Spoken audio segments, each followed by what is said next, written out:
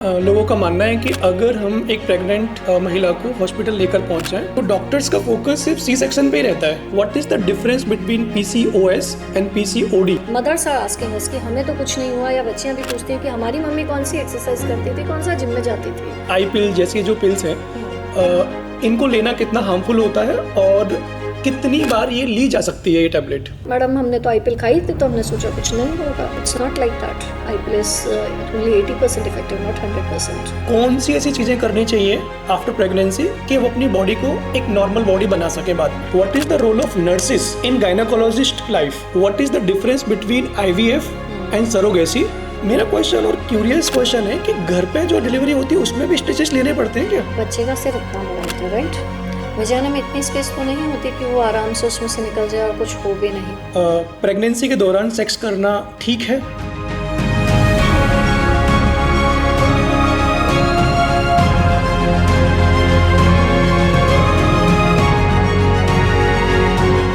Hi everybody, welcome to the White Coat podcast. Thank you so much for your love and support on our previous videos on YouTube and Instagram. The white coat podcast के जरिए हमारा purpose है India के top notch doctors या health के leaders को invite करना, उनसे उनकी स्टोरीज जानना और साथ ही साथ उनके एक्सपर्टीज़ के थ्रू आप किस तरीके से एक हेल्दी लाइफस्टाइल लीड कर सकते हो ये जानने की कोशिश करना। तो आप लोग इन वीडियोस को बहुत सारा प्यार दे रहे हैं, तो उसके लिए वंस अगेन थैंक यू। आज हमारे साथ हैं इंडिया की जाने माने गायनेकोलॉजिस्ट, उनसे हम बातचीत करेंगे बहुत सारे टॉपिक्स पर। Let me just tell you about her. She is an MBBS gold medallist in MS. She has 20 years of experience and fellowship in gynecologic oncology from GCRI. She is also an expert in complex surgeries. She is a senior consultant at Advanced Hospital Ahmedabad, board member of national and international oncology bodies, and she is also an active educator, speaker and women's health advocate.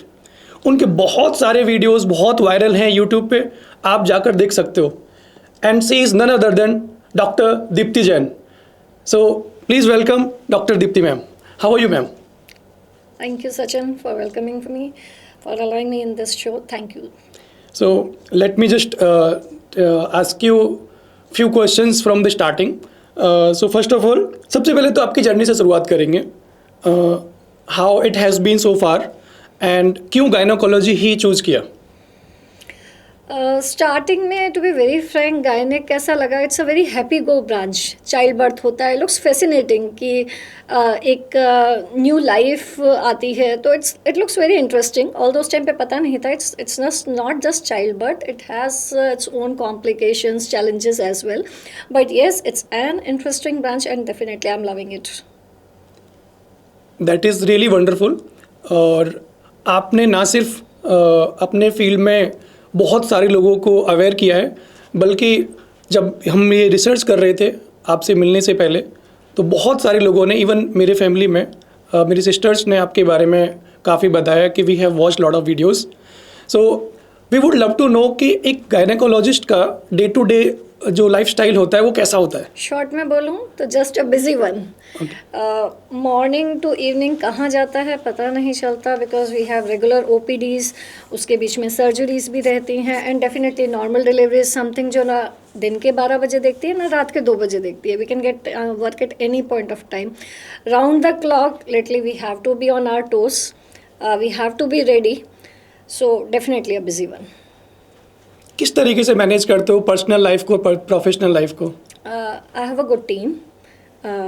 We have a team of 3 gynecologists, 2 more gynec are there with me, and that teamwork helps me a lot in managing my day-to-day schedules. So let's start with some common questions that we got from different people during our research as well. Iron deficiency females में इतनी common क्यों है?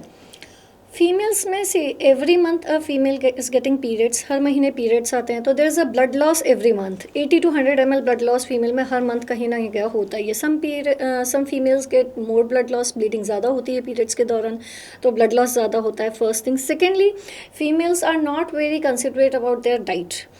खाने में घर में सबने खाया, उसके बाद वो खाएंगी, लास्ट में वो खाएंगी, जो बचेगा वो खाएंगी। That's a major problem in India.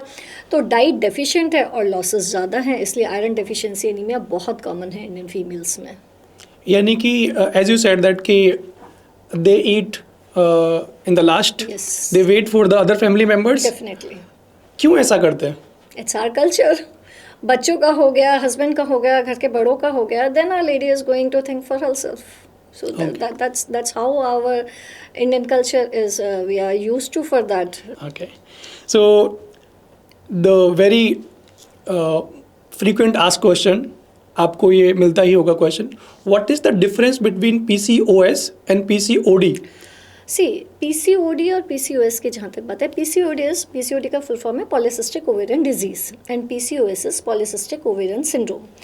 तो पीसीओडी में बेसिकली कुछ सिम्टम्स मिलेंगे हमको पीसीओडी के, यानी कि जैसे कि डिलेड पीरियड्स मिल रहा है, फ्लो कम चल रहा है, फीमेल में गेट पुट ऑन वेट, तो सोनोग्राफी में जैसे बल्कि ओवरीज मिलेंगी. There are some findings of PCOD and PCOS is a bigger term. उसमें और भी जो मेटाबॉलिक डिजीज़ हैं वो भी हमें साथ में मिलेंगी, जैसे कि हमें साथ में ओबेसिटी मिल सकती है, हार्ट डिजीज़ मिल सकता है, डायबिटीज़ मिल सकता है. So that is a bigger terminology. एक जनरल भाषा में बोलूँ तो आई कैन से कि पीसीओडी जब जस्ट ओवेरियन फंक्शन डिस्टर्ब हुआ है, जस्ट पीरियड्स डिस्टर्ब हुए हैं, और पीसीओएस जब उसके कारण आपकी पूरी बॉडी पे इम्पैक्ट आ रहा है, आपको उसके लॉन्ग टर्म कॉम्प्लिकेशंस भी आ रहे हैं, ओबेसिटी भी है, और भी मेटाबॉलिक जो सिंड्रोम्स हैं वो भी साथ में हैं, then we call it as a PCOS. और किस एज ग्रुप में होता है ये? आजकल तो we saw it in very young girls, even 17-18 years में भी हमें बहुत कॉमनली पीसीओडी देखने को मिलता है. मेजर रीजंस क्या हैं इसके पीछे? Lifestyle. We call PCOD as a lifestyle disease only. Basically if you follow healthy lifestyle then the chances to get PCOD is very less. But the problem is that आजकल lifestyle बहुत sedentary हो गई है, physical activity है ही नहीं, खाना ample amount में है, यूजुअली अच्छी डाइट अवेलेबल है, अच्छी डाइट के साथ साथ जंक फूड भी बहुत इजीली अवेलेबल है, तो जंक फूड का इंटेक बहुत ज़्यादा है, एक्सरसाइज बहुत कम है, सेडेंट्री लाइफस्टाइल बहुत ज़्यादा है, स्ट्रेस का level day to day life में बढ़ गया है, लोग अपने बायोलॉजिकल क्लॉक को फॉलो नहीं कर रहे हैं. Biological clock meaning thereby, यानी कि आप जब what our body is meant to be, कि हम जैसे सनसेट होता है तो उसके साथ हमें सो जाना चाहिए और सनराइज़ के साथ हमें उठना चाहिए. बट इंस्टेड ऑफ दैट आजकल सोने का टाइम लोगों का लेट होके 11-12 तो कॉमन है, और जितने छोटे बच्चे हैं वो और 1-2 बजे तक शिफ्ट हो रहे हैं. तो जो ये बायोलॉजिकल क्लॉक डिस्टर्ब हो रहा है, that is also an important reason for increasing incidence of PCOD. तो आप ये कहना चाह रहे हैं कि कम एज वाले जो लड़कियां हैं उनको अपनी हेल्दी लाइफस्टाइल ज़्यादा फॉलो करनी चाहिए? बिल्कुल, डेफिनेटली यस. ओके.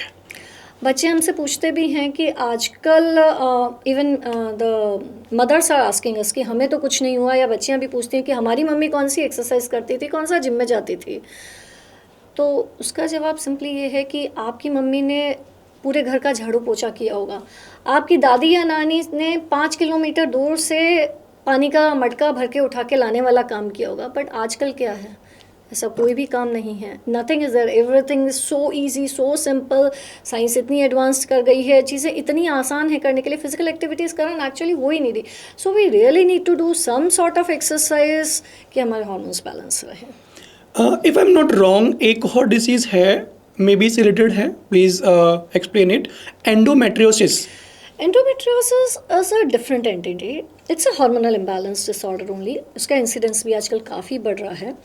उसके अंदर बेसिकली यूट्रस के अंदर जो हार्मोनल इम्बैलेंस के कारण होता है, यूट्रस के जो अंदर की लाइनिंग होती है वो दूसरे ऑर्गन्स में भी पाई जाती है, जैसे कि ओवरीज है, ब्लैडर है, बावल लूप्स है, और वहाँ पे ब्लीडिंग होता है जिसके कारण चॉकलेट कलर का मटेरियल इकट्ठा हो जाता है, जिसे हम चॉकलेट सिस्ट वगैरह भी कहते हैं. But endometriosis is definitely a hormonal disorder, but bit different than PCOD.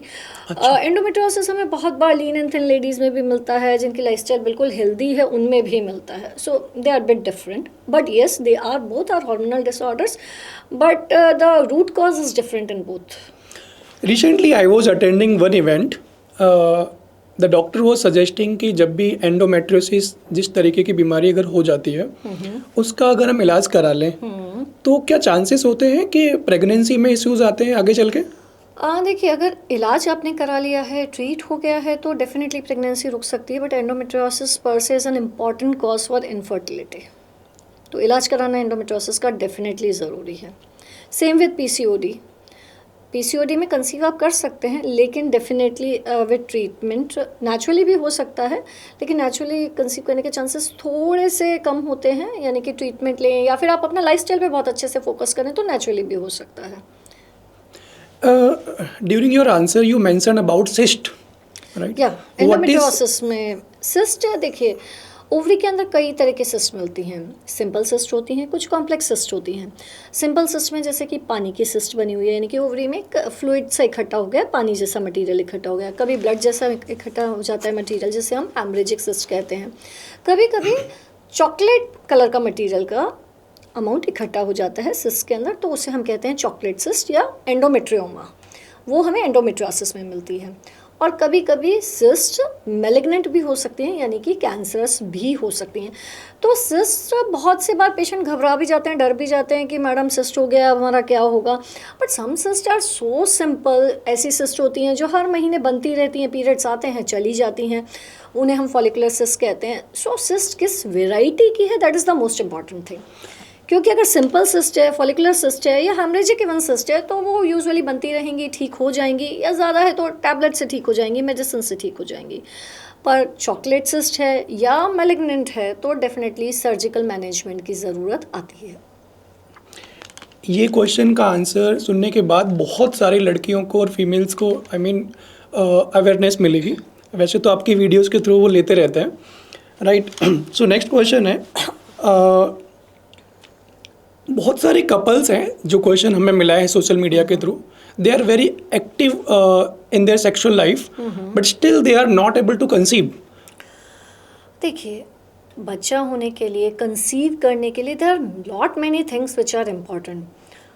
Female में हेल्दी एग का बनना, एग की क्वालिटी अच्छी हो, फिर आपकी फेलोपियन ट्यूब्स पेटेंट हो कि वो एग को ओवरी से यूट्रस की तरफ ट्रांसफ़र कर पाए, आपके यूट्रस की लाइनिंग रिसेप्टिव हो, एंडोमेट्रियम हेल्दी हो कि उस पर जो एम्ब्रियो बने वो इम्प्लांट हो पाए, हस्बैंड का स्पर्म काउंट ठीक हो, स्पर्म्स की मोटिलिटी अच्छी हो, सर्वाइकल म्यूकस में बहुत एंटीबॉडीज़ ना पड़ी हों, फीमेल का हार्मोनल लेवल ठीक हो, थायराइड, प्रोलैक्टिन, कई सारे हार्मोन्स होते हैं जिनके लेवल्स ठीक चल रहे हों, तो जाकर प्रेगनेंसी रुकती है। So it is just not just keeping relationship which can result in a pregnancy, it is much more than that.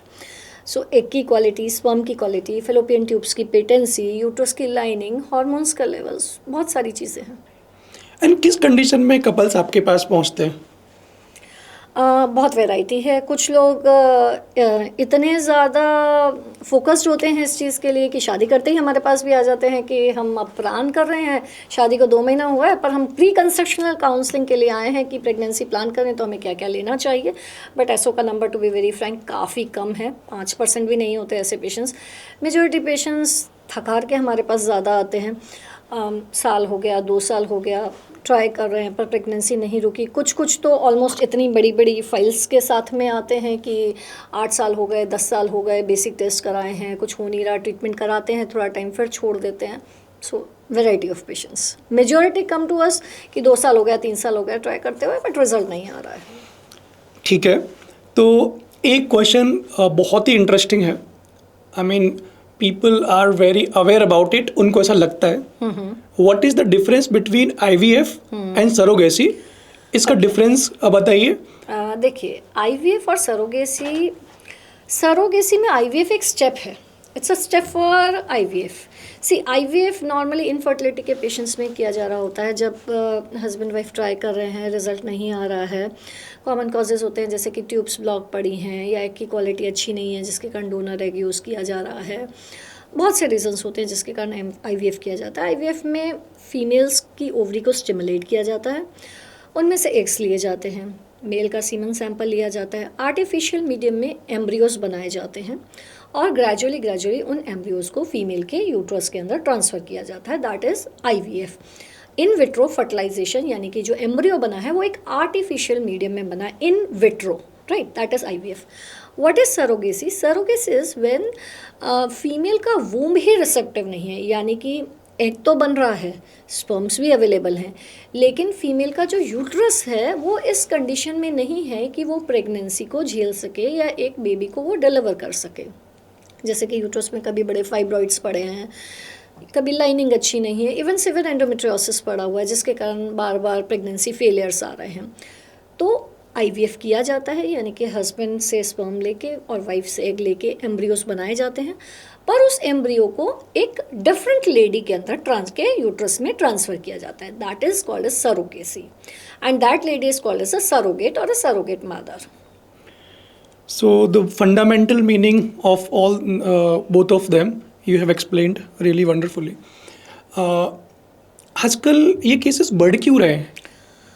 उसका तो बहुत डायरेक्ट रीज़न है. आजकल शादी की एज ही खिसक गई है. पहले जहाँ 22 ईयर्स में शादियाँ इजीली हो जाती थी, 23-24 साल तक प्रेगनेंसी प्लान हो जाती थी. तो जितनी छोटी एज में ये चीज़ें होती हैं, एक क्वालिटी, छोटी एज का मतलब 15-16 भी नहीं, बट हाँ 22-23 is a good ideal age. तो उस टाइम पे एक क्वालिटी काफ़ी अच्छी होती है फीमेल्स की. फीमेल्स में देयर इज़ अ सिस्टम जो भगवान ने बनाया है. Every female is born with a fix number of eggs. हर महीने वो एग यूज़ होते जाते हैं और एक टाइम आता है जब वो एग्स पूरे ख़त्म हो जाते हैं, जिसे हम कहते हैं मीनोपॉज. किसी किसी फीमेल में वो एग्स थोड़े जल्दी भी ख़त्म हो जाते हैं, किसी वायरल इन्फेक्शन के कारण या किसी रीज़न के कारण. तो आजकल क्या हो गया, जो शादियां ही इतनी लेट हो रही हैं. मैं 30 पे लड़की सोच रही है शादी करने पे, 32-33 पे शादी हो रही है, फिर उसके बाद वो सोचते हैं अभी हम सेटल हो जाएं थोड़ा, तो 35 पे जाके प्रेगनेंसी का प्लानिंग करने का सोच रहे हैं, जब घर वाले सब डंडा मारना शुरू कर दिया है कि रिजल्ट नहीं आ रहा, कुछ हो नहीं रहा. तो ये जो एज खिसक गई है उसके कारण नेचुरल कंसेप्शन के चांसेस थोड़े कम हो गए हैं, पहली चीज़.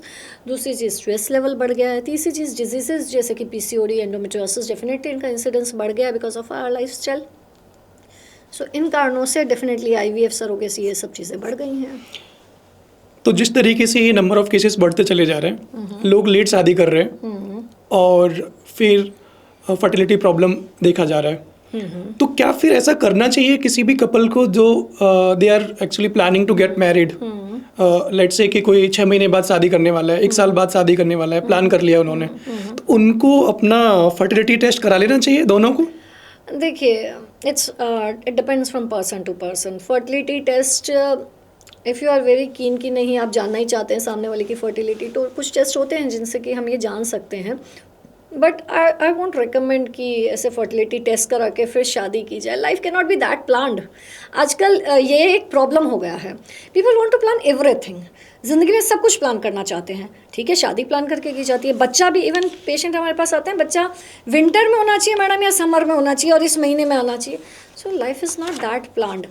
शादी से पहले फर्टिलिटी टेस्ट कराना, आई मीन, क्या उस रिलेशन को ब्रेक करने का भी रीजन बन सकता है ये? बन सकता है. और सेकेंडली बहुत सी बार हो सकता है कि आपको फर्टिलिटी टेस्ट में सब कुछ नॉर्मल मिले, क्योंकि सब चीज़ तो आप टेस्ट करेंगे नहीं, बेसिक टेस्टिंग करेंगे, पर प्रेगनेंसी फिर भी ना रुके. That can occur. और आपने टेस्ट किया, आपको लगा कि से AMH का वैल्यू आपने लेडी का करा, AMH की वैल्यू 0.5 है, लेकिन पेशेंट तो फिर भी कंसीव कर सकती है. So I won't recommend that. It's not a great idea to do fertility testing before marriage until unless there is some specific reason behind that. People will get to know a lot about कि किस तरीके से planning करनी चाहिए. Deepti ma'am ने तो clearly कह दिया है कि बहुत ज़्यादा प्लानिंग नहीं करनी चाहिए, राइट. बट हाँ, एक अंडरस्टैंडिंग तो ज़रूर होनी चाहिए. अंडरस्टैंडिंग होनी चाहिए, डेफिनेटली होनी ज़रूरी है, क्योंकि जहाँ पहले ये चीज़ एक नेचुरल सिस्टम पे थी, स्पॉन्टेनियस था, अभी वो इतना प्लान्ड हो गया एंड लाइफ बिजी हो गई है. तो इवन लोग रिलेशन भी, फिजिकल रिलेशन भी इतना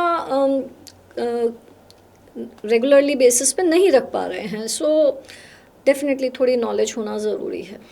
एक और प्रॉब्लम है, ओबेसिटी का बहुत प्रॉब्लम है अभी, राइट. क्या ओबेसिटी, ओवरवेट के होने की वजह से प्रेगनेंसी में प्रॉब्लम आ सकती है? डेफिनेटली आ सकती है, बिकॉज जहाँ ओवरवेट हुआ, हमने अभी बात की पीसीओडी की, तो वहाँ पीसीओडी का इंसिडेंस बढ़ जाएगा. ओवरवेट होने के कारण एक क्वालिटी पे इफेक्ट आता है, इम्प्लांटेशन पे इफेक्ट आता है, एंड ड्यूरिंग प्रेगनेंसी भी जो कॉम्प्लिकेशन रिस्क होता है वो अगर वेट हायर साइड में है तो ज़्यादा की साइड में रहता है. तो डेफिनेटली एक आइडियल बॉडी वेट मेंटेन करना इम्पॉर्टेंट है. सो ये तो हुआ बॉडी वेट. आइडियल एज क्या है प्रेगनेंसी के लिए, किसी भी फीमेल के लिए? I say something between 25 to 28. Okay. अगर लेट प्रेगनेंसी हो रही है तो क्या ये भी चांसेस हैं कि बच्चा एबनॉर्मल हो रहा है? सी, जैसे जैसे एज बढ़ती है वैसे वैसे risk of congenital anomalies definitely बढ़ता है.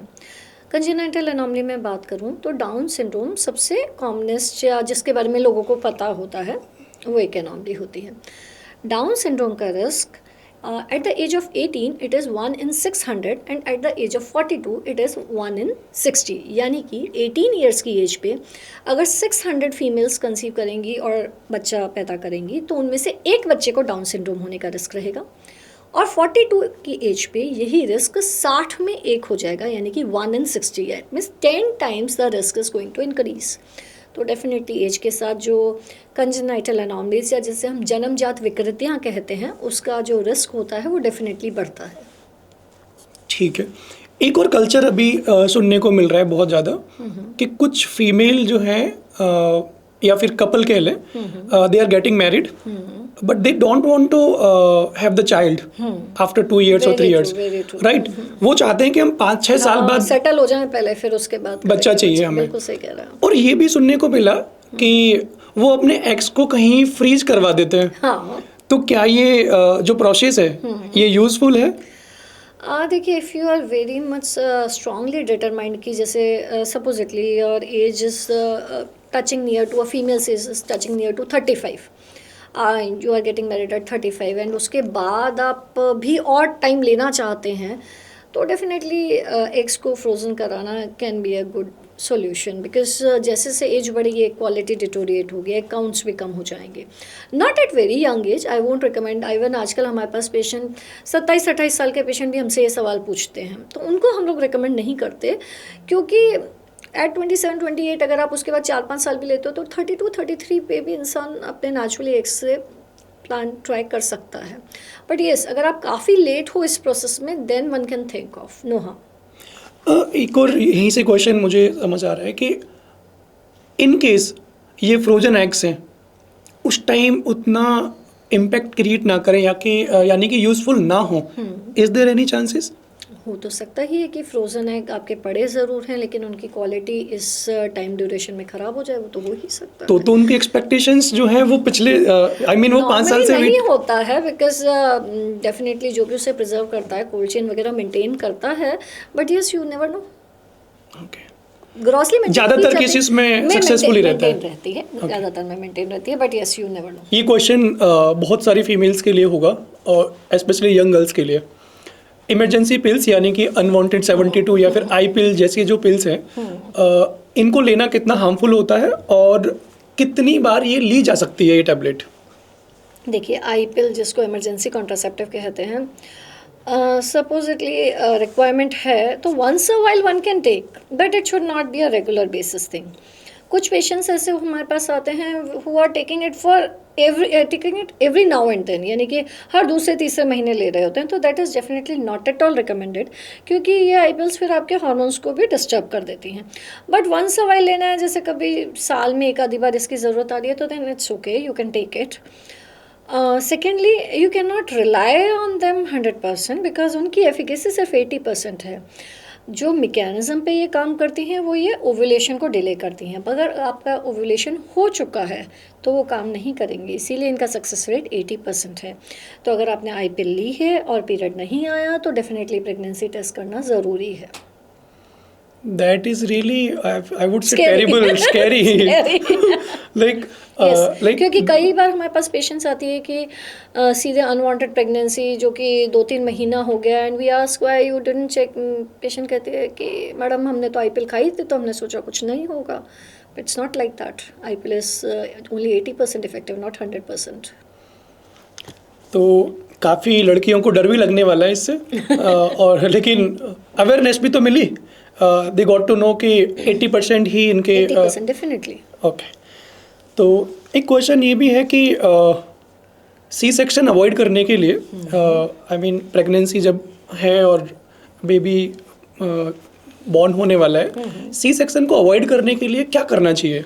हम हमारे हॉस्पिटल में इसके लिए बहुत सारे मेजर्स लेते हैं कि हम सिजेरियन ना करें, नॉर्मल डिलीवरी का इंसिडेंस बढ़ पाए। उसके लिए सबसे इम्पॉर्टेंट जो है कि during antenatal period antenatal exercises is very important.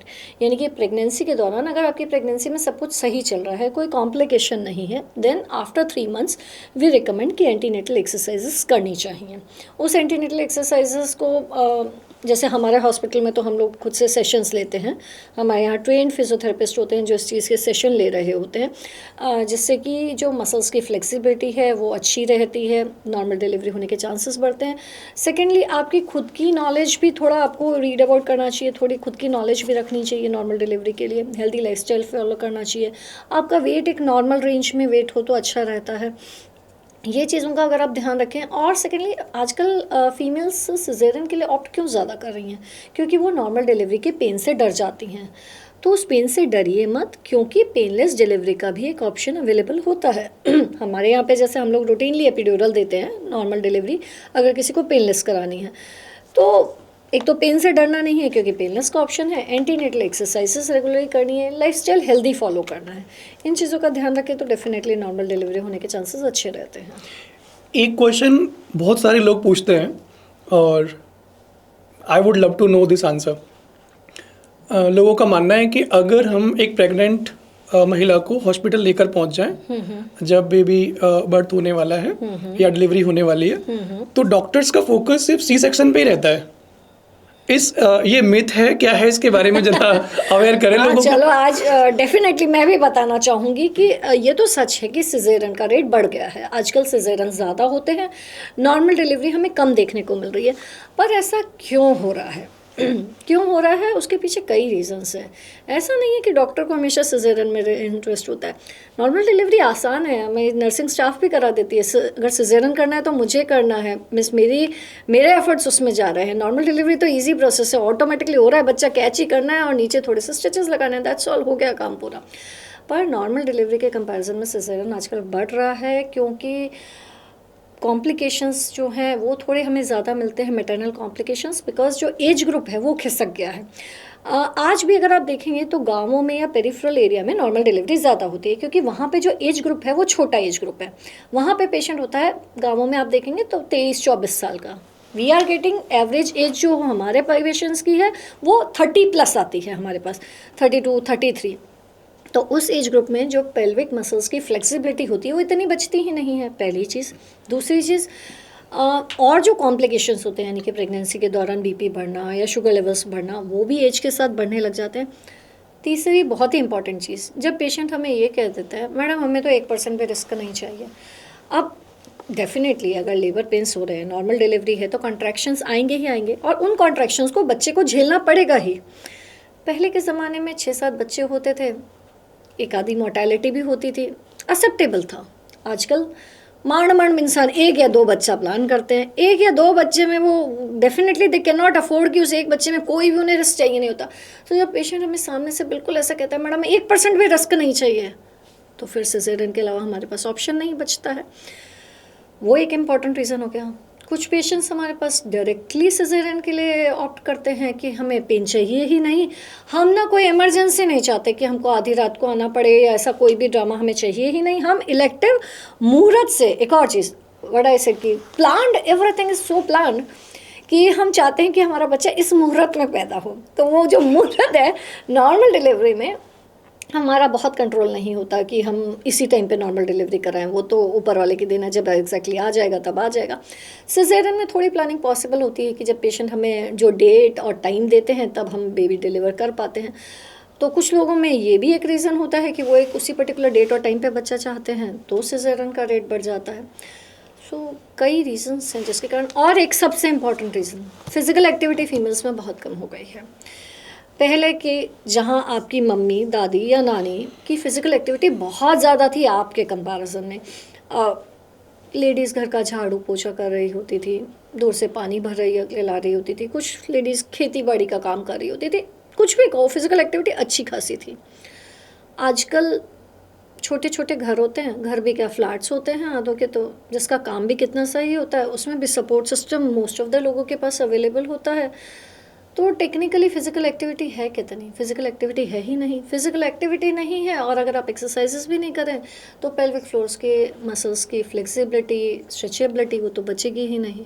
तो फ़िज़िकल एक्टिविटी भी एक जो मिसिंग है वो एक इम्पॉर्टेंट रीज़न है। जंक फूड का जो इंटेक इतना ज़्यादा है, पहले के ज़माने में बाहर का खाना एग्जिस्ट ही नहीं करता था। आज से आप अगर 20-25 साल पहले के एरा पे जब आप खुद के ही बचपन को याद करके देखिए, तो आप छोटे होते कितनी बार रेस्टोरेंट खाने जाते थे, अगर आप याद करेंगे तो। कभी किसी की बर्थडे पे, पार्टी पे 4 महीना 6 महीना में एक बार, और आजकल 4 दिन नहीं निकलते, हर दूसरे दिन बाहर का खाना चालू होता है। सो जंक फूड का इंटेक बढ़ गया है, कई रीजन से, जिसके कारण सिजेरियन का रेट बढ़ रहा है। तो डॉक्टर दीप्ति जी ने आज ये पॉइंट भी क्लियर कर दिया कि डॉक्टर्स नहीं चाहते कि सी सेक्शंस ज़्यादा हों, लेकिन हमारी ही lifestyle. Want to deliver healthy child, बिल्कुल, by whatever way it is. वो हमारा टारगेट डेफिनेटली होता है कि हम एक हेल्दी चाइल्ड, एक हेल्दी मदर और हेल्दी चाइल्ड हमारा बॉर्न हो। ठीक है, सोल कंसेप्ट रहता है। That is really fundamental thing to understand कि हम लोगों के दिमाग में तो बहुत सारे मिसकंसेप्शन बन ही जाते हैं, बट और डेफिनेटली हमारी प्रायोरिटी रहती है कि नॉर्मल डिलीवरी ही हो। इवन हम फीमेल्स को मोटिवेट भी करते हैं उस चीज़ के लिए। पर हाँ, अगर कॉम्प्लिकेशंस हमारे पास हैं, हमको लग रहा है कि फीमेल के अंदर कॉम्प्लिकेशंस चल रहे हैं, then instead of just forcing for a normal delivery, then we prefer to go for the safer option, जो माँ और बच्चे दोनों के लिए सेफ हो। Very nice. तो आपने अभी पेल्विक फ्लोर और स्ट्रेचिंग की बात करी ड्यूरिंग प्रेगनेंसी। बिल्कुल। Would love to understand the role of physiotherapist. Great role, a big role. Physiotherapists play a very, very important role. You believe we have in-house 4 physiotherapy therapists का हमारा department है, and we really love कि हमारे patients antenatal exercises करें। वो बहुत ही important चीज़ है। अगर एक्सरसाइजेस अच्छी रहती हैं तो ना केवल नॉर्मल डिलीवरी होने की पॉसिबिलिटी बढ़ती है, बल्कि जो प्रेगनेंसी में दूसरी प्रॉब्लम्स आ रही होती हैं, जैसे बैक एक है, लोअर बैक पेन है, पैरों में दर्द है, लो मूड है, वो सब चीज़ें भी काफ़ी हद तक बेटर होती हैं। So many physiotherapist will be happy to hear it, because उनको कई बार लगता है कि हमारी इतनी वैल्यू नहीं हो रही है। नहीं, they definitely play a big role, big role. Great. Now the question is, what should be the time difference between first pregnancy and the second pregnancy? Ideally कहते हैं 3 साल। If it's a normal delivery, the first one is a normal delivery, तो 2 साल भी है तो चलेगा। But if it's a C section, then definitely we prefer a gap of 3 years minimum, ताकि यूट्रस हील हो जाए अच्छे से, मदर के अंदर जो डेफिशिएंसीज हुई हैं वो फुलफिल हो जाए। So ideally 3 years gap is advisable. You mean अगर नॉर्मल डिलीवरी हुई है फर्स्ट टाइम तो 2 साल का गैप होना चाहिए? नहीं, तो भी 3 इज एडवाइजेबल, लेकिन कभी कभी किसी का होता है कि नहीं, हम जल्दी जल्दी प्लान करना चाहते हैं, 2 बच्चे एक के पीछे एक दूसरा साथ के साथ बड़ा हो जाएगा। घरों में ये होता है, पुराने घरों में या बड़े लोग जहाँ पर होते हैं वो ये सलाह देते हैं कि टाइमली प्लान कर दो, पीछे पीछे दोनों बच्चे पल जाएंगे साथ साथ। तो अगर कोई नॉर्मल डिलीवरी है तो वो हमसे अगर जानना चाहता है तो हम कह देते हैं हाँ चलेगा, दैट्स ओके कि आप 2 का भी गैप रखेंगे, क्योंकि आजकल क्या होता है, पहला बच्चा ही बहुत लेट हो रहा होता है। तो अब वो टाइम ज़माना नहीं रहा है कि 20 साल की लड़की है, 18 साल की लड़की है, जिसको हम कहें कि नहीं तुम कम से कम 3-4 साल निकालो। अब if a female is coming at the age of 32, मेरे पास 32-33 पे आ रही है, तो मैं नहीं चाहूँगी डेफिनेटली, अगर पहले नॉर्मल डिलीवरी है, कि वो इतना टाइम ले कि एग्स की जो क्वालिटी है वो भी डिटोरेट करे। तो नॉर्मल डिलीवरी है तो 2 से 3 साल, और सिज़ेरियन है तो 3 years minimum mandatory gap. Correct. एक बहुत बोल्ड क्वेश्चन है, प्रेगनेंसी के दौरान सेक्स करना ठीक है? शुरू के जब कंसीव किया है तो शुरू के 2 महीने तो हम लोग मना करते हैं, यानी कि इनिशियल 6 to 8 वीक्स का पीरियड। उस 6 to 8 वीक्स में 4 वीक्स तक तो पेशेंट को पता ही नहीं होता कि वो प्रेग्नेंट है। तो बेसिकली यानी कि जब आपको पता चल रहा है कि कंसीव हुआ है, वहाँ से लेके 3 to 4 वीक्स, और हम कहते हैं कि रिलेशन नहीं रखना चाहिए, क्योंकि क्रैम्प्स वगैरह आ सकते हैं, मिसकैरेज का रिस्क हो सकता है। But beyond that, yes, if you are comfortable and there is no complication going on in the pregnancy, one can. Okay. During our research, we were finding a lot of questions on different platforms.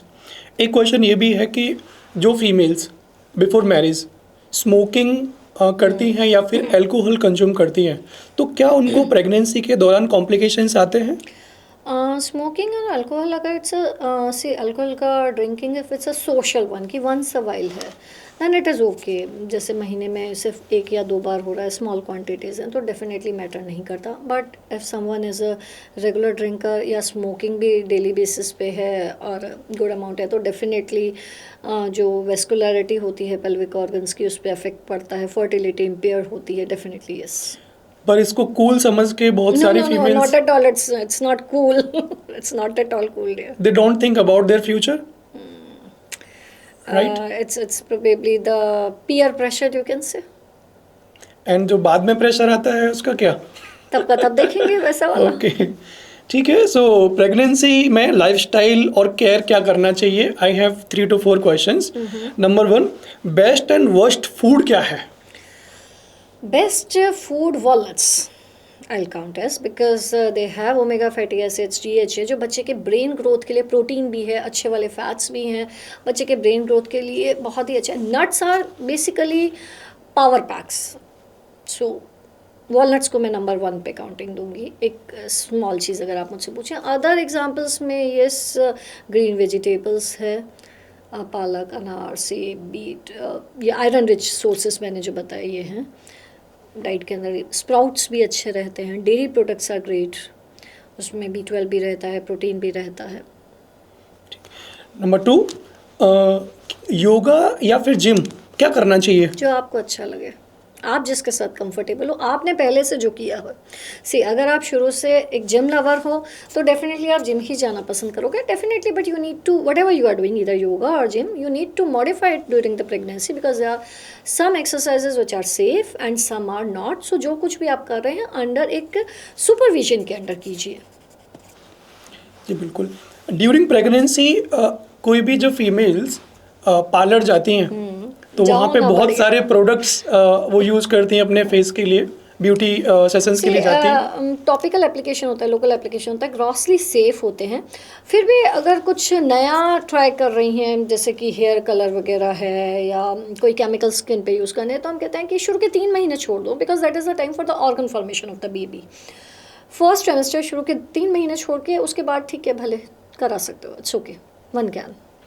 आपने इसको अभी बताया कि शुरू के 3 महीने छोड़ के करना चाहिए, तो इसी से क्वेश्चन निकलता है कि व्हाट इज ट्राइमेस्टर? देखिए, प्रेगनेंसी को 3 ट्राइमेस्टर्स में डिवाइड किया गया है, फर्स्ट, सेकेंड एंड थर्ड. तो टिल 12 वीक्स हम उसे फर्स्ट ट्राइमेस्टर काउंट करते हैं, फिर 13 से लेके 28 वीक्स तक हम उसे सेकेंड ट्राइमेस्टर काउंट करते हैं, और लास्ट के 12 वीक्स 29 से लेके 40 वीक्स के हम टोटल प्रेगनेंसी बोलते हैं, उसे हम थर्ड ट्राइमेस्टर काउंट करते हैं. ये चीज़ मुझे बिल्कुल नहीं पता थी, but today I got to know about it. Pregnancy के बाद किसी भी महिला की बॉडी बहुत लूज हो जाती है और बहुत सारे प्रॉब्लम्स उनको अपनी बॉडी से फेस करने पड़ते हैं. कौन सी ऐसी चीज़ें करनी चाहिए आफ्टर प्रेगनेंसी कि वो अपनी बॉडी को एक नॉर्मल बॉडी बना सकें बाद में? अच्छा क्वेश्चन है. देखिए, पोस्टमार्टम पीरियड में चेंजेस आना जायज़ सी बात है, होंगे ही, क्योंकि प्रेगनेंसी रुकी है, 9 महीने चली है, उस दौरान पूरा एक ऑलमोस्ट 3 kg का बेबी आपके अंदर डेवलप हुआ है, तो आपकी स्किन इतनी स्ट्रेच हुई है, पूरे बॉडी ऑर्गन्स में चेंज आया है, यूट्रस बड़ा हुआ है, बॉडी का फ्लूइड जो है वो भी अमाउंट उसका बढ़ गया है, फैट का लेवल बढ़ जाता है. सो पूरे बॉडी में चेंजेस आते हैं, स्किन स्ट्रेच हो जाती है, लूज़ हो जाती है, बहुत सारे स्ट्रेच मार्क्स बढ़ जाते हैं. तो डेफिनेटली आप बैक टू शेप में आ सकें, उसके लिए अगर आपका जैसे नॉर्मल डिलीवरी हुआ है या सिजेरियन हुआ है, दोनों ही कंडीशंस में आपको पोस्टनेटल एक्सरसाइजेस पे फोकस करना बहुत ही ज़रूरी चीज़ है. यानी कि आपको जैसे ही अलाउड हो, अगर आपका सिजेरियन हुआ है सपोजिटली, तो आफ्टर 6 वीक्स हम कहते हैं कि आप स्टार्ट कर सकते हैं. नॉर्मल डिलीवरी में you can even start your exercises after 10-15 days. पर वॉक तो आप डेफिनेटली जल्दी शुरू कर सकते हैं, gradually, even in caesarean also after 10-15 days आप वॉक वगैरह शुरू कर सकते हैं. हेल्दी डाइट लेना बहुत ज़रूरी होता है. डाइट के अंदर, इंडिया के अंदर लड्डू खिलाने का बड़ा रिवाज है. तो देखिए, लड्डू पुराने ज़माने में काफ़ी खिलाए जाते थे. कंसेप्ट होता था 10 पीपा घी खिला देना है लेडी को, बच्चा हुआ है अब. तो वो कंसेप्ट अब इतना जस्टिफाइड इसलिए नहीं है क्योंकि अभी फीमेल्स इतनी डिप्लीटेड स्टेट में नहीं होती कि भाई फीमेल का वज़न वो 30-40 किलो का वज़न पड़ा हुआ है, ऑलरेडी फीमेल का वेट हायर साइड में चल रहा है, ऑलरेडी फैट हायर है. तो बहुत सारा जस्ट आफ्टर डिलीवरी वो फैट इनटेक की ज़रूरत नहीं है, उसकी जगह प्रोटीन इनटेक पे फोकस किया जाए. दैट इज़ इम्पॉर्टेंट, क्योंकि अगर मसल बनानी है, मसल बिल्ड करना है, तो हमें प्रोटीन का इनटेक बढ़ाना पड़ेगा. हाइड्रेशन का लेवल अच्छा रहना चाहिए and regular exercises is the key. तो आपका कहना है कि किसी भी महिला को अपनी बॉडी को रिकवर करने के लिए बेसिकली 3 से 4 चीज़ें जरूर करनी चाहिए. इसमें वॉक आ गया, रेगुलर वॉक करना चाहिए, डाइट का ध्यान रखें, उस डाइट में प्रोटीन इंटेक ज़्यादा रखें Definitely. एंड साथ ही साथ अपने हाइड्रेशन वाला पार्ट यानी कि अपनी बॉडी को ज़्यादा। और सप्लीमेंट्स भी डॉक्टर से सप्लीमेंट्स प्रेगनेंसी के दौरान लेने के लिए नहीं होते। इवन गवर्नमेंट ऑफ इंडिया भी कहती है कि 100 दिन तक आयरन कैल्शियम बच्चा होने के बाद भी लेना चाहिए। तो हम रिकमेंड करते हैं iron calcium vitamin D supplements, क्योंकि आप ये सब लेंगे तो आपका एनर्जी लेवल भी बेटर रहेगा और आप एक्सरसाइज वगैरह पे फोकस भी कर पाएंगे। नहीं तो अगर आप खुद से बहुत लो होंगे तो इट विल बी डिफ़िकल्ट कि आप एक्सरसाइज भी कर पाएँ। एक मेरा क्वेश्चन है कि ट्विंस जो होते हैं, राइट, मुझे बचपन से ये समझ में नहीं आता है कि ट्विंस किस कंडीशन में होते हैं। आजकल लोगों को ना बहुत शौक भी हो गया ट्विंस का, पूछते भी हैं पेशेंट कैसे हो सकते हैं ट्विंस। ट्विंस यानी कि बेसिकली जुड़वा बच्चे, यानी कि एक बार में ही 2 बच्चे पैदा होना। जुड़वा बच्चे 2 तरह के होते हैं। एक वो जुड़वा आइडेंटिकल ट्विंस, एक non identical twins. Identical twins यानी कि वो सेम सेक्स के भी होते हैं, यानी तो 2 लड़के या फिर 2 लड़कियां एक साथ और वो बिल्कुल एक जैसे दिखते भी हैं। नॉन आइडेंटिकल ट्विंस में 2 लड़के भी हो सकते हैं, एक लड़का एक लड़की या 2 लड़कियां, कोई भी जेंडर हो सकता है और वो बिल्कुल एक जैसे दिखें ये ज़रूरी भी नहीं होता। नॉन आइडेंटिकल ट्विंस तब बनते हैं जब 2 अलग अलग एग्स 2 अलग अलग स्पर्म्स से फर्टिलाइज होते हैं। और आइडेंटिकल ट्विंस या वो तब होते हैं जब एक ही एग एक ही स्पर्म से फर्टिलाइज होता है लेकिन वो 2 में डिवाइड हो जाता है, तब हमें मिलते हैं आइडेंटिकल ट्विंस, जो यानी कि बिल्कुल एक जैसे जुड़वा बच्चे। पेशेंट पूछते भी हैं कि क्या करें मैडम, हमें भी चाहिए ट्विंस हो जाए हमारे भी। बहुत सी बार पेशेंट सिर्फ IVF इसलिए कराना चाहते हैं कि हमें ट्विंस चाहिए। तो ट्विंस की पॉसिबिलिटी जिन लोगों की जेनेटिक हिस्ट्री होती है ट्विंस की, यानी कि आपकी फैमिली में अगर ट्विंस हैं, स्पेसिफिकली अगर मदर की साइड में ट्विंस हैं या मदर खुद एक ट्विंस का एक हिस्सा है, तो उनके अंदर ट्विंस होने के चांसेस ज़्यादा होते हैं अगर जेनेटिकल हिस्ट्री है। या फिर डेफिनेटली इनफर्टिलिटी के ट्रीटमेंट्स चल रहे हैं, क्योंकि इनफर्टिलिटी के ट्रीटमेंट में क्या होता है, हम लोग को ओव्यूलेशन इंडक्शन दवाइयाँ दी जाती हैं, यानी कि अंडा बनाने का ट्रीटमेंट देते हैं। तो जब ओवरी को स्टिमुलेट किया जाता है तो इतना कंट्रोल तो हमारे पास होता नहीं है, एक की जगह 2 भी बन जाते हैं अंडे, तो ट्विंस होने के चांसेस डेफिनेटली बढ़ जाते हैं। IVF में इसलिए ज़्यादा होते हैं कि IVF की सक्सेस रेट बढ़ाने के लिए एक साथ 2 या 3 एम्ब्रियोज ट्रांसफ़र किए जाते हैं। सिंगल एम्ब्रियो ट्रांसफ़र अगर किया जाए तो थोड़ी जो सक्सेस रेट होती है वो कम हो जाती है। तो उसके सक्सेस रेट बढ़ाने के लिए ही सीधे 2-3 एम्ब्रियो जब ट्रांसफ़र करते हैं तो चांसेस ऑब्वियसली हाई होते हैं कि 2 के 2 अगर सर्वाइव कर गए तो ट्विंस हो जाएंगे। सो डेफिनेटली इनफर्टिलिटी ट्रीटमेंट्स में ट्विंस होने के चांसेस थोड़े ज़्यादा होते हैं। यानी कि 2 रास्ते हैं जिनमें ट्विंस हो जाते हैं या होते हैं, जो अगर मैं सिंपल लेमन लैंग्वेज में समझूँ तो पहला जेनेटिक्स, दूसरा IVF। बिल्कुल, राइट, वेरी नाइस। तो एक क्वेश्चन मेरा मिस हो गया ऊपर जब मैं पूछ रहा था आपको कि एक तो हमने घर पे आई मीन डिलीवरी की, एक हॉस्पिटल में डिलीवरी हुई। मेरा क्वेश्चन और क्यूरियस क्वेश्चन है कि घर पे जो डिलीवरी होती है उसमें भी स्टिचेस लेने पड़ते हैं क्या? देखिए, जब भी नॉर्मल डिलीवरी होती है बच्चे का सिर इतना बड़ा होता है, राइट, वजाना में इतनी स्पेस तो नहीं होती कि वो आराम से उसमें से निकल जाए और कुछ हो भी नहीं। तो 2 ही कंडीशंस हैं कि वो बच्चा कैसे बाहर आ सकता है, या तो हम कट दें और फिर वो बच्चा बाहर आए, या फिर वो बच्चा बाहर आते हुए अपने आप ही वजाना के अंदर टीयर्स कर दे, यानी कि अपने आप कट हो जाए। आपको सपोजली एक छोटे एरिया में से कोई चीज़ निकालनी है, या तो आपको उसका रास्ता ही ऑप्टिमम बनाना पड़ेगा कि वो उसमें से पास हो जाए। अगर आपने रास्ता ऑप्टिमम नहीं बना रखा है, जो कि हम एपिजियोटमी देके जब हॉस्पिटल में डिलीवरी करते हैं तो देते हैं, तो क्या होगा, लेकिन फिर भी कोई चीज़ धक्का मार के उसको क्रॉस करना ही चाहती है, तो क्या होगा, अपने आप वो चीज़ जो रास्ता है वो टूटेगा। तो घर पे जब डिलीवरी होती है तो टीयर्स आते हैं, और जब हॉस्पिटल में डिलीवरी की जाती है तो एपिजियोटमी दी जाती है, यानी कि कट दिया जाता है। पर टीयर्स तो घर के डिलीवरी में भी आते हैं, ऐसा नहीं कि तब कोई टीयर्स नहीं आते। और डॉक्टर्स एपिजियोटमी देना इसलिए प्रेफर करते हैं क्योंकि जब एपिजियोटमी दी जाती है तो वो एक प्लान्ड वे में दी जाती है। हमें पता है कि कहाँ पे एनस है, यानी कि कहाँ से पॉटी का रास्ता है, तो वहाँ पे कोई इंजरी ना हो, यूरेथ्रा कहाँ है, कहाँ से यूरिन आता है, तो इन एरियाज़ में कोई इंजरी ना हो, उस हिसाब से हम एपिजियोटमी प्लान करते हैं। लेकिन टीयर्स हमारी मर्जी से नहीं होते, वो तो कहीं भी हो जाते हैं। तो उसके दौरान आपके रेक्टल के एरिया में, यानी कि जहाँ से पॉटी हो रही है वो वाले एरिया में टीयर्स हो सकते हैं, यूरेथ्रा के आजू बाजू भी टीयर्स हो सकते हैं, जो कि कभी कभी लॉन्ग टर्म में काफ़ी प्रॉब्लमेटिक हो सकते हैं। ये जानना बहुत ज़रूरी है, यानी कि मेल्स को, कि उनको नहीं पता होता, मुझे नहीं पता था ये बात कि घर पे जब डिलीवरी हो रही है तो वहाँ पे टीयर्स हो जाते हैं। फिर एक नेक्स्ट क्वेश्चन है कि डिलीवरी के बाद कई बार ये देखा गया है कि जो बच्चा है उसमें ब्रीदिंग प्रॉब्लम लंग्स को लेकर प्रॉब्लम, डॉक्टर्स बताते हैं कि अभी ब्रीदिंग प्रॉब्लम है, कई बार उनको एक ग्लास में भी रखा जाता है, हाँ, राइट? कांच की पेटी कांच की पेटी जिसको बोलते हैं, जिसे बेसिकली ठीक है। Neonatal ICU. तो क्या ये जो छोटी छोटी प्रॉब्लम्स हैं या फिर बड़ी प्रॉब्लम्स हैं, सोनोग्राफी के दौरान पता नहीं चलती हैं?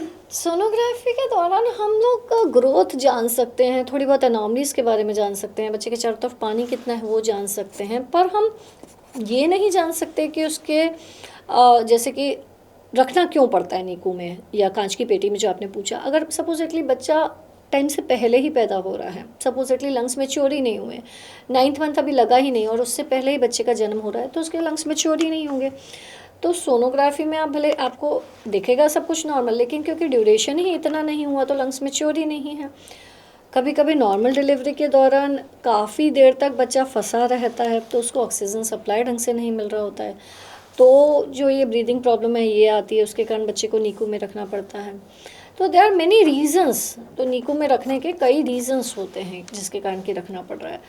सोनोग्राफी में डेफिनेटली हम काफ़ी चीज़ें डायग्नोस कर सकते हैं। तो अगर बच्चा सपोजिटली हमें किसी कारणवश 33 वीक्स पे 32 वीक्स पे डिलीवर करना आ रहा है, सपोजिटली पेशेंट का बीपी बहुत हाई चल रहा है, दवाइयाँ भी दी, कंट्रोल में नहीं आ रहा है, तो हमें पता ही होता है कि ये बच्चा नीकू में जाएगा ही जाएगा। तो भले उसमें हम सोनोग्राफी करें नहीं करें, वी नो इतने वीक्स का प्री मेच्योर बेबी है, तो उसका नीकू में जाने के चांसेस रहेंगे ही रहेंगे। तो उसमें फैमिलीज को घबराने की जरूरत नहीं है?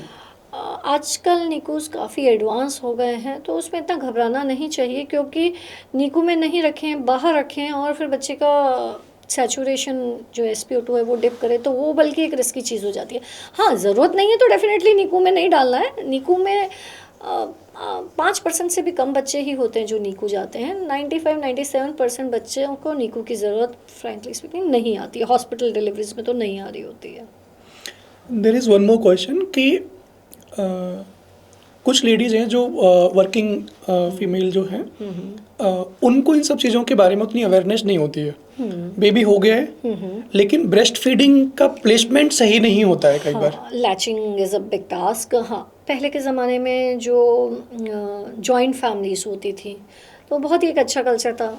लेडी को तो ना तब समझती ना आज समझ है, लेकिन घर में बड़े लोग होते थे, वो समझा देते थे कि करना क्या है। आजकल वो होता नहीं है, न्यूक्लियर फैमिलीज हो गई हैं, इसलिए लेडीज़ को पता भी नहीं होता है। तो उसके लिए मोस्ट ऑफ द टाइम्स तो डॉक्टर्स ही समझा के भेजते हैं हॉस्पिटल में। जैसे हम लोग स्पेसिफिकली ब्रेस्ट फीडिंग पे सेशन देकर ही भेजते हैं फीमेल को कि किस तरह से लैच करना है। ब्रेस्ट फीडिंग कंसल्टेंट्स भी आजकल इसके लिए होने लग गए हैं, जो इस चीज़ को स्पेसिफिकली, क्योंकि वही है जॉइंट फैमिलीज नहीं रही तो ब्रेस्ट फीडिंग कंसल्टेंट आ गए हैं।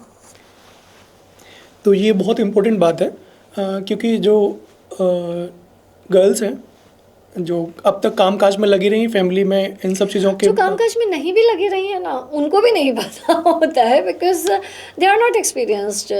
कैसे आइडिया होगा जिसकी फर्स्ट प्रेगनेंसी है, फर्स्ट बच्चा है, तो भले वो वर्किंग लेडी है या एक हाउसवाइफ है, दोनों ही कंडीशंस में अनटिल अनलेस आप में के पास घर में बड़ों का सपोर्ट नहीं है या फिर आपका बच्चा ही बहुत एक्टिव है, वो एक अलग चीज़ है। कभी कभी कुछ बच्चे भी बहुत एक्टिव होते हैं और कभी कभी कुछ बच्चे जो थोड़े प्री मेच्योर के साइड में होते हैं उनको लैच करना ढंग से नहीं आता है, तो उसमें थोड़ी हेल्प की ज़रूरत लगती है। ठीक है। प्रेगनेंसी के दौरान इमोशंस और स्ट्रेस को हैंडल करने में एक पार्टनर का रोल कितना बड़ा होता है? काफ़ी बड़ा होता है। Miss definitely it's a most important role which he plays, क्योंकि स्ट्रेस तो आएगा ही। प्रेगनेंसी को हम एक रोलर कोस्टर मानते हैं हार्मोन्स का या इमोशंस के अंदर। किसी दिन फीमेल का मूड बहुत अच्छा होगा, कभी वो बिल्कुल लो हो जाएगी, तो उस टाइम पे yes partner is the one who can take care. बहुत सी बार जैसे शुरू के 3 महीने कुछ खाने का मन नहीं करेगा, नॉजिया वॉमिटिंग इतना होगा, या बहुत छोटी छोटी सी चीज़ें होती हैं कि जस्ट किचन में जाने से वॉमिटिंग की स्मेल वॉमिटिंग हो रही है या किसी स्मेल से वॉमिटिंग हो रही है, तो डेफिनेटली अगर पार्टनर कोऑपरेटिव है तो वो थोड़ा काम में हेल्प कर दे, तो उसके लिए डेफिनेटली एक फ़ीमेल के लिए बहुत ही अच्छी चीज़ है। काम में हेल्प हो सकती है। इमोशंस के अंदर the partner can take care. And during delivery तो सबसे इम्पॉर्टेंट है, क्योंकि नॉर्मल डिलीवरी इज़, भले कुछ भी कहो लेकिन painless is a different option, but in general अगर आप पेनलेस के लिए नहीं जा रहे हैं तो नॉर्मल डिलीवरी में तो पेन तो होता ही है, और उस टाइम पे काफ़ी हद तक सपोर्ट सिस्टम की ज़रूरत होती है। तो वो सपोर्ट अगर पार्टनर दे तो नॉर्मल डिलीवरी में काफ़ी हेल्प भी मिल सकती है डेफिनेटली। ये तो हो गया फीमेल्स का क्वेश्चन, राइट? अब पार्टनर यानी कि एक मेल, राइट, एक मेल को क्या समझना चाहिए उस टाइम, क्योंकि आपने कहा कि हो सकता है स्ट्रेस है, उनको कुछ मूड स्विंग्स हो रहे हैं, इस एक चीज़- मेल कैसे समझेगा इस बात को? हाँ, जब पेशेंट ना फर्स्ट टाइम आता है ना सचिन उस चीज़ के लिए हमारे पास, तो मैं समझाती यूजुअली वाइफ को सिम्टम्स नहीं बताती। मैं जब सिम्टम्स एक्सप्लेन कर रही होती हूँ ना, तो basically I am explaining the symptoms to the husband, कि पेशेंट को जी घबराना, उल्टी जैसा लगना, थकान लगना, रोना आना, गुस्सा आना, चिड़चिड़ापन होना, ये सब हो सकता है। This I am not explaining to the lady because उसको तो हो रहा है, उसको तो पता है। I am explaining to the husband कि ये सब हो सकता है and you better remain ready for all that stuff. ये सब हो सकता है तो तुम्हें हेल्प करनी है उसकी उस चीज़ के लिए, क्योंकि उसके तो मूड चेंजेस होंगे ही।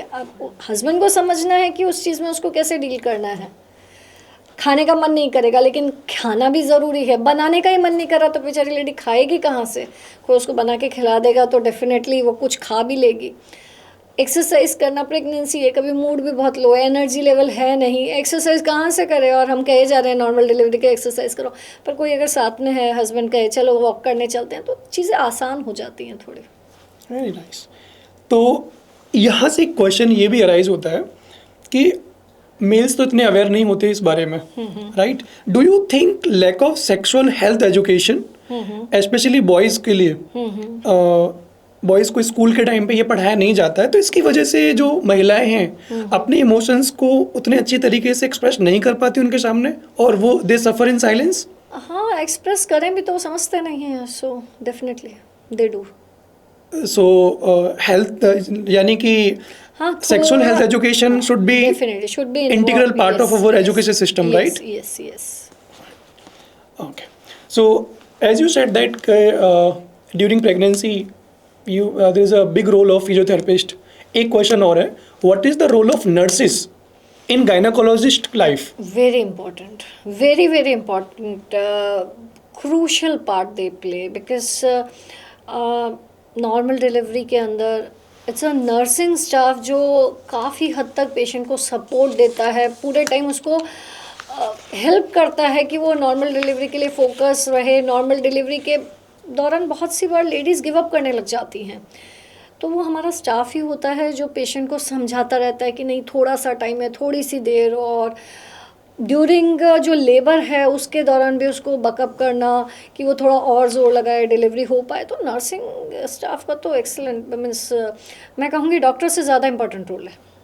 ये बहुत बड़ी बात कह दी है डॉक्टर दीप्ति जी ने। नर्सिस का रोल डॉक्टर से भी बड़ा होता है ड्यूरिंग प्रेगनेंसी और उसके बाद भी delivery, specially normal delivery, during normal deliveries.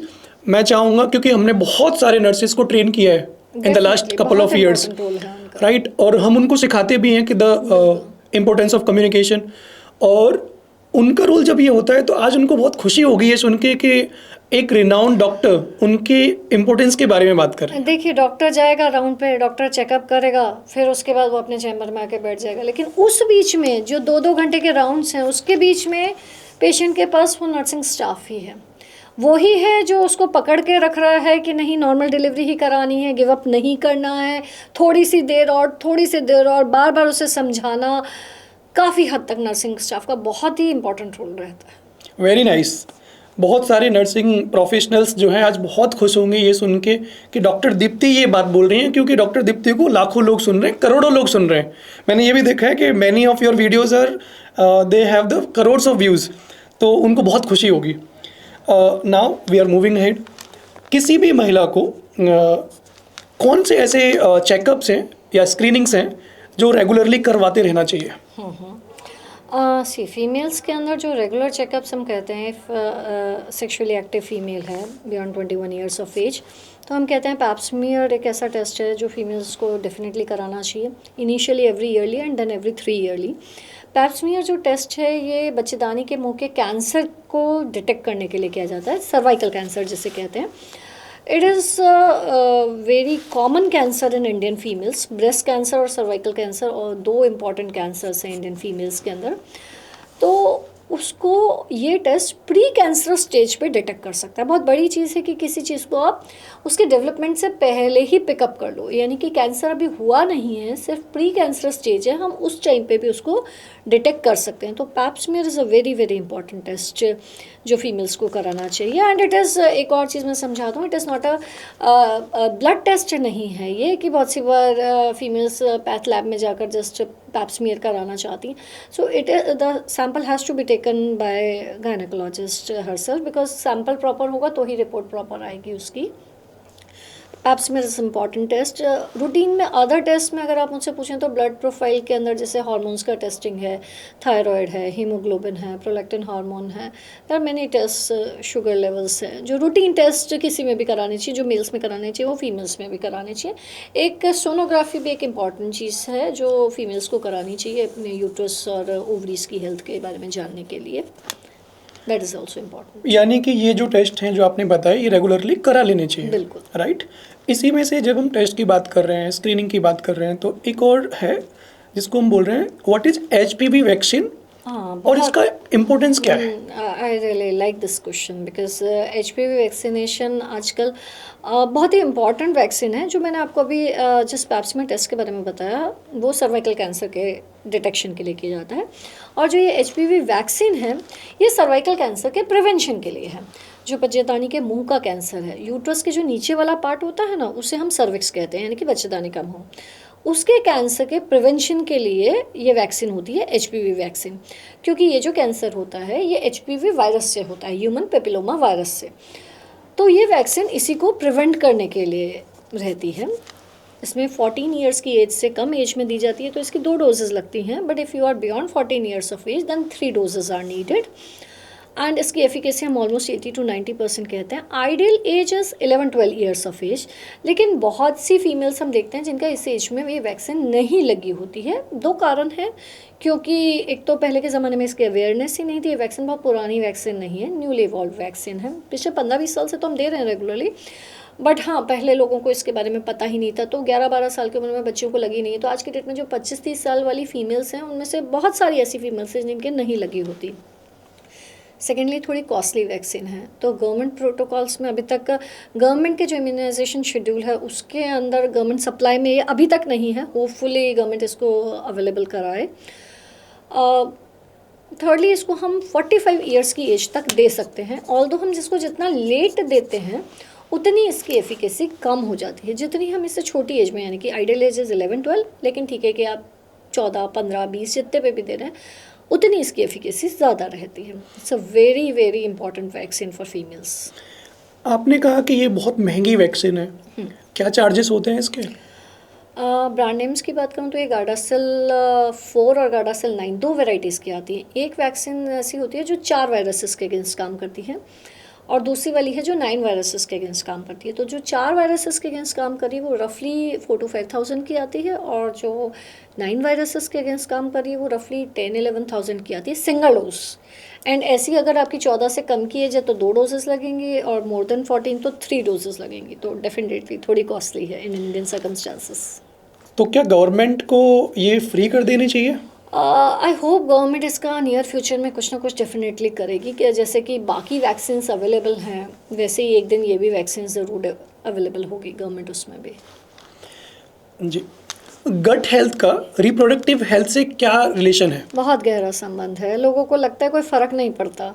देखिए जो ईस्ट्रोजन लेवल्स हैं वो काफ़ी हद तक आपकी गट हेल्थ कैसी चल रही है उस पर ऊपर डिपेंड करते हैं, क्योंकि गट हेल्थ हेल्दी होती है तो ही वो बैक्टीरिया होते हैं जो कि ईस्ट्रोजन फॉर्मेशन में हमारे हेल्प करते हैं। तो गट हेल्थ इंपॉर्टेंट होना बहुत ज़रूरी है। इसीलिए डाइट में हम कहते हैं प्रोबायोटिक्स और प्रीबायोटिक्स दोनों का इंटेक अच्छा खासा होना चाहिए। आप डाइट के अंदर दूध, दही, छाछ वगैरह, दूध में नहीं रहता है लेकिन दही छाछ डेफिनेटली उसका इंटेक अच्छी अमाउंट में होना चाहिए। जी बिल्कुल।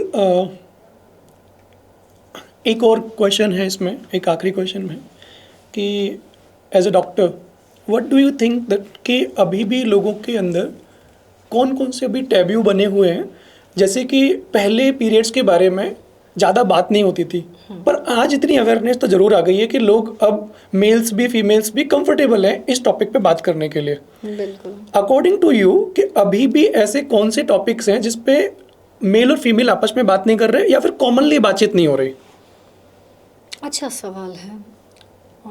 आई से ब्रेस्ट लम्प्स इम्पॉर्टेंट चीज़ है, जिसको कि काफ़ी हद तक इग्नोर किया जाता है। डिस्कशन में नहीं है, फीमेल्स अपने रेगुलर चेकअप्स नहीं कर रही है उस चीज़ के लिए, बहुत डिस्कशन नहीं है, डरते हैं लोग या तो बोलते ही नहीं हैं या फिर शर्माते हैं कि ब्रेस्ट में किसी तरह की कोई गांठ है, इरेगुलरिटी है या डिस्चार्ज है, निपल डिस्चार्ज है। तो ये कुछ ऐसी चीज़ें, या इवन जो वाइट डिस्चार्ज वाली प्रॉब्लम है, फीमेल्स को उससे लगता है कि ये तो या तो नॉर्मल चीज़ है या फिर इसके बारे में कहाँ हम डिस्कस करें। तो कुछ ऐसी चीज़ें, लेकिन जस्ट वाइट डिस्चार्ज कभी कभी सर्वाइकल कैंसर का भी सिम्टम हो सकता है। जैसे कि मैंने ब्रेस्ट लंप के बारे में बोला, ब्रेस्ट लंप ब्रेस्ट कैंसर का सिम्टम हो सकता है। तो ये कुछ ऐसी चीज़ें हैं जिसके बारे में फीमेल्स बहुत डिस्कस नहीं करना चाहती हैं या बहुत इसके बारे में बोलती नहीं हैं। जी बिल्कुल। ये सारे क्वेश्चंस के आंसर आपने बहुत ही ब्यूटीफुली दिए और specially I learned a lot from these answers. I hope हमारे ऑडियंस स्पेशली फीमेल्स और मेल्स दोनों ही बहुत कुछ सीखेंगे। तो ये तो रही कुछ बातें जो बहुत सारी इम्पोर्टेंट थी। अब कुछ क्वेश्चंस हैं जो हमने अपनी ऑडियंस से लिए हैं, यानी कि व्यूअर्स जो हमें इंस्टाग्राम पे फॉलो करते हैं, जो हमें यूट्यूब पे देख रहे हैं, उनमें से कुछ क्वेश्चंस आए हैं and I would love to convey their questions to you. Sure. Right. तो एक क्वेश्चन है कि डॉक्टर कपल्स जो हैं वो they are sexually very active पर कंसीव करने में बहुत प्रॉब्लम है। कई बार ये भी है कि we have tried many positions but we could not get the answer. Okay. Please. तो सबसे इम्पोर्टेंट अपने गायनेकोलॉजिस्ट से मिलिए।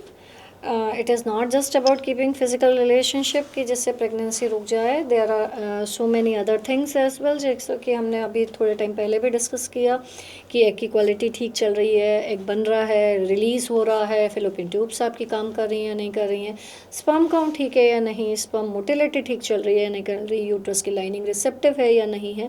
तो इन सब के बारे में अगर you have tried for more than 6 months तो आप डेफिनेटली अपने नियर बाय गायनेकोलॉजिस्ट को ज़रूर से दिखाइए। वो आपकी इन चीज़ों को टेस्ट करेंगे और डेफिनेटली आपको जो भी प्रॉब्लम आ रहा है उसमें रिजल्ट मिलेगा, क्योंकि इनमें से जिस भी चीज़ में प्रॉब्लम है उसको अगर एड्रेस किया जाए तो आसानी से प्रेगनेंसी रुक जाती है।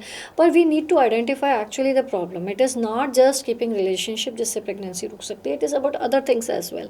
उसके बारे में आप अपने आप से नहीं जान सकते। जैसे अगर मैं फेलोपियन ट्यूब की बात करूँ तो आप खुद से नहीं जान सकते कि आपकी ट्यूब काम कर रही है या नहीं कर रही है। रिलेशनशिप है लेकिन स्पर्म काउंट ठीक है या नहीं है, एग बन रहा है, आपको साइकिल्स तो आ रहे हैं, पीरियड्स तो हर महीने आ रहे हैं, लेकिन उसमें एग बना या रिलीज़ हुआ या नहीं वो आप अपने आप से नहीं जान सकते। उसके बारे में मदद आपको आपके गायनेकोलॉजिस्ट ही कर सकते हैं।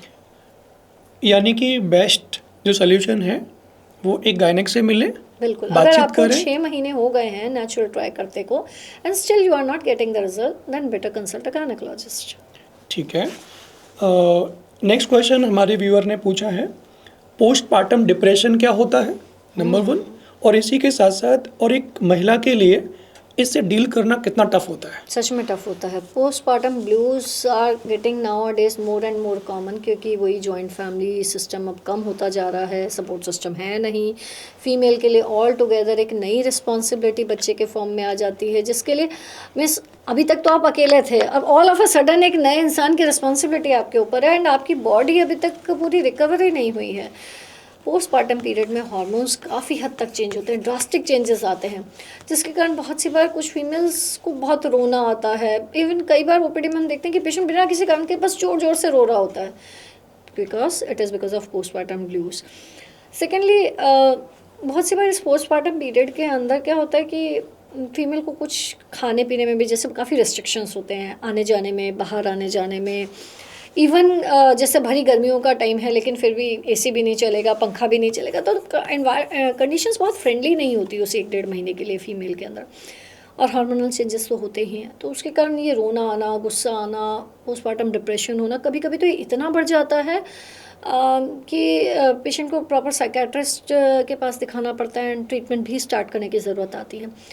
अगर आप चाहते हैं कि ये सब ना हो तो एक तो एंटीनेटल पीरियड से, यानी कि डिलीवरी के पहले से ही आप antenatal exercises, walk, deep breathing exercises, वो सब अच्छे से होना चाहिए। और आफ्टर डिलीवरी भी ये सब चालू रहना चाहिए, यानी कि जितना आपके कंफर्ट जोन में हो, वॉक, डीप ब्रीदिंग एक्सरसाइजेज, ये सब किए जाए। और फैमिली सपोर्ट जितना अच्छा रहेगा उतना ही इस चीज़ में हेल्प रहेगी।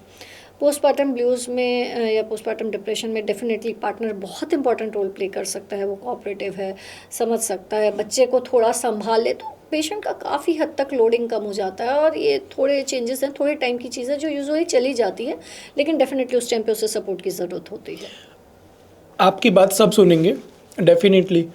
तो मैं चाहता हूँ कि आप एक बार ऑडियंस को बताइए, और स्पेशली मेल्स को, कि उनको अपनी वाइफ को कितना सपोर्ट करना चाहिए। बच्चा सिर्फ एक फीमेल का नहीं है, हस्बैंड का भी है, तो डेफिनेटली रिस्पॉन्सिबिलिटी तो हस्बैंड की भी पूरी है ही ना।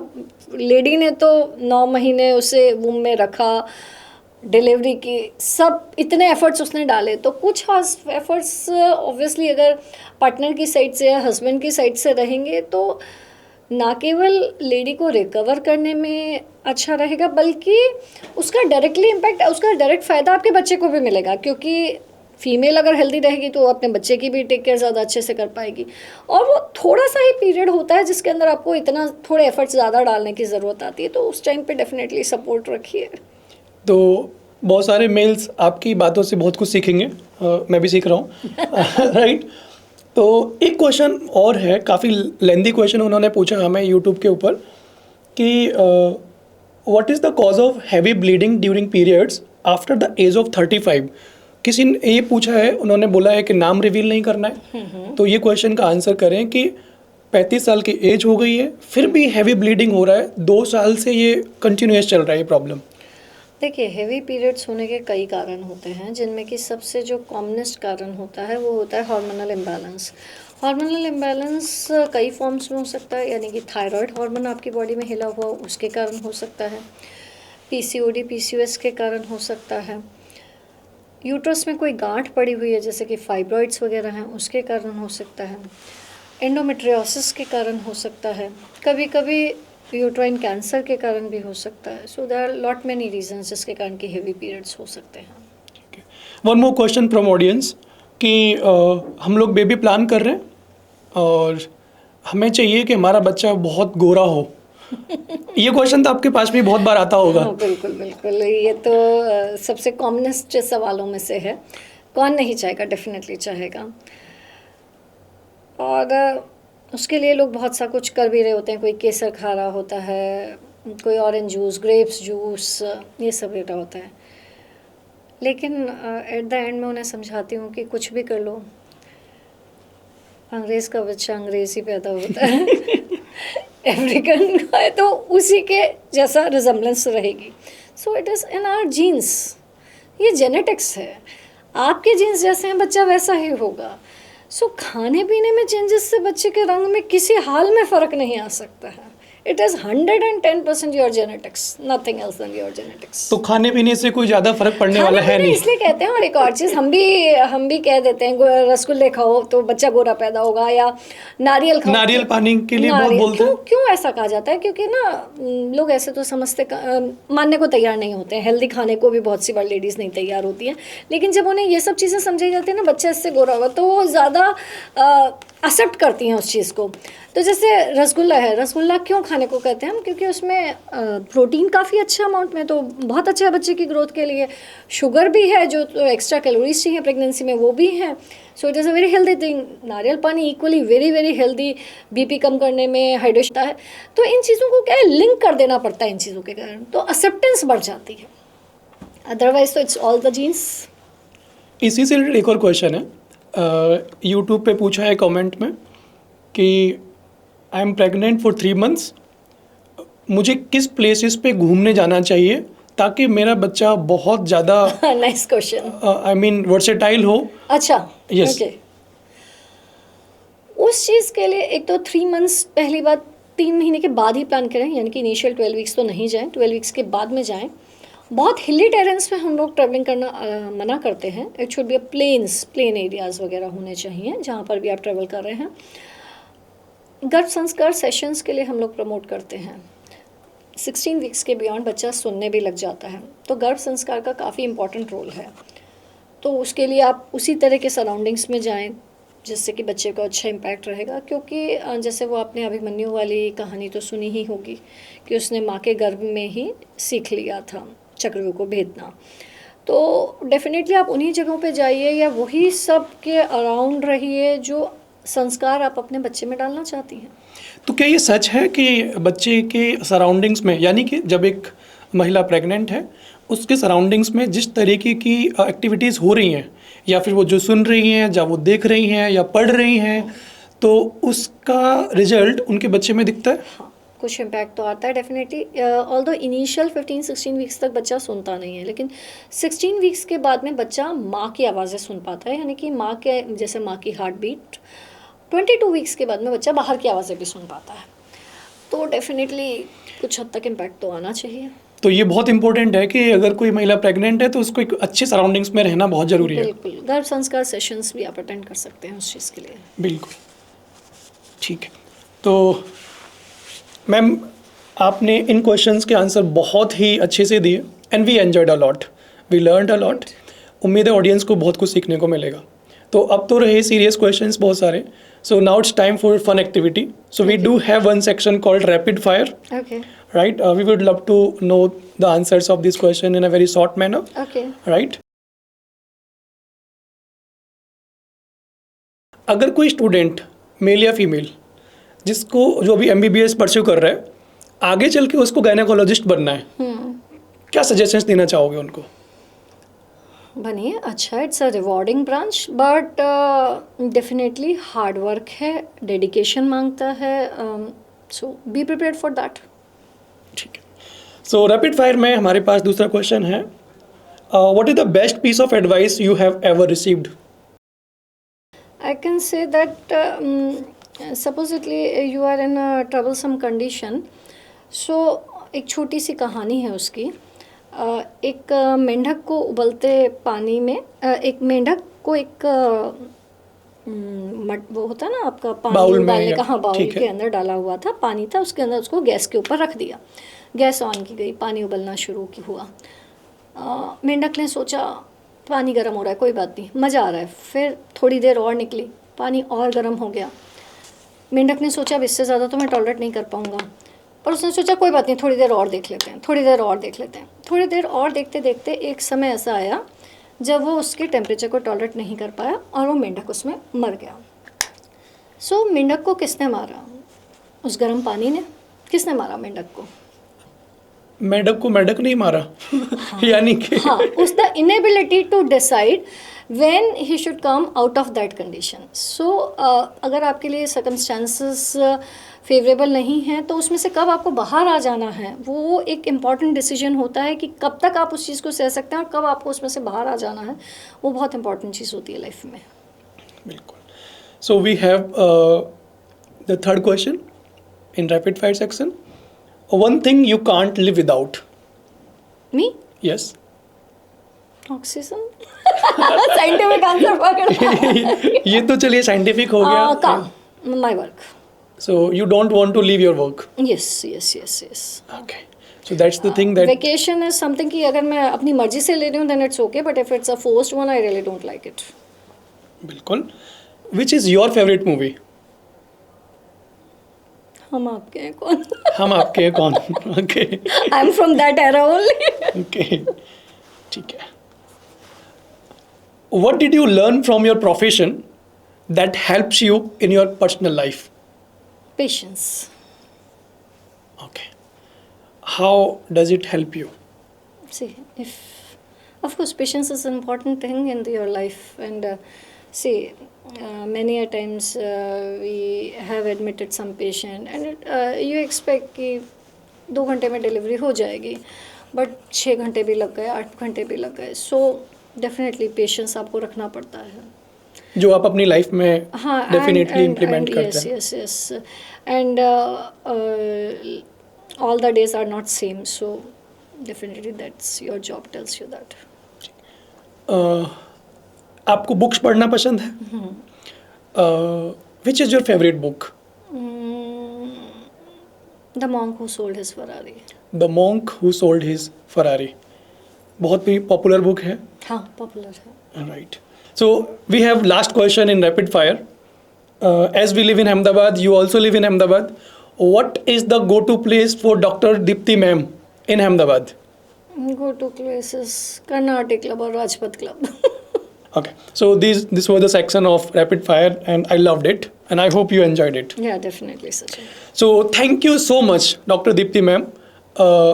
When we were thinking to invite you कि हम अपने पॉडकास्ट में आपको बुलाएंगे, तो एक यही थॉट था कि क्या क्या पूछें उनसे, कितने सारे क्वेश्चंस हैं. हमने बहुत सारे क्वेश्चंस इकट्ठा किए, उनमें से आपने सबसे सारे के सारे क्वेश्चंस के आंसर बहुत ही अच्छे तरीके से दिए. हैप्पी कि आपको आपके क्वेश्चंस के आंसर मिले. यस, बिल्कुल. Great to know that. बिल्कुल. एंड आई बिलीव दैट कि हमारी ऑडियंस को आपके आंसर्स बहुत हेल्प करेंगे. एंड आई वुड से कि ऑडियंस की तरफ से मैं पहले से ही मैम को थैंक यू बोल देता हूँ. And the last thing that I would love to ask you कि आपको पॉडकास्ट में आकर कैसा लगा? I really enjoyed it. ठीक है, तो Because most of the time I make informative videos, that's true. But yes, you were directly asking the exact ones which I think most of the people want to know. So it was good to answer them. ठीक है, तो this is done. This is the part that we have completed, and I'm really happy and little bit sad कि मैं उठना ही नहीं चाह रहा हूँ, क्योंकि इतना अच्छा ये कॉन्वर्जेसन हमारा चल रहा था. तो I would like to ask our audience to watch this podcast till the end. आप अपने फैमिली मेम्बर्स, अब यहाँ पर फैमिली मेम्बर्स ऐसा नहीं है कि आप किसी फीमेल को ही सेंड करें, इसको शेयर करें, बल्कि आप फैमिली के साथ बैठकर देखें, ताकि इन टॉपिक्स पर हर किसी को अवेयरनेस मिल सके और कोई प्रॉब्लम घर में ना फेस करनी पड़े during pregnancy. Right, and also this is a humble request to everybody to subscribe our channel. So that's the final part. Now we are actually saying bye bye to everybody. Thank you so much once again. Thank you, Sachin. Thank Dipti you. ma'am. Really Right, loved it. and we will meet very soon. Thank you so much.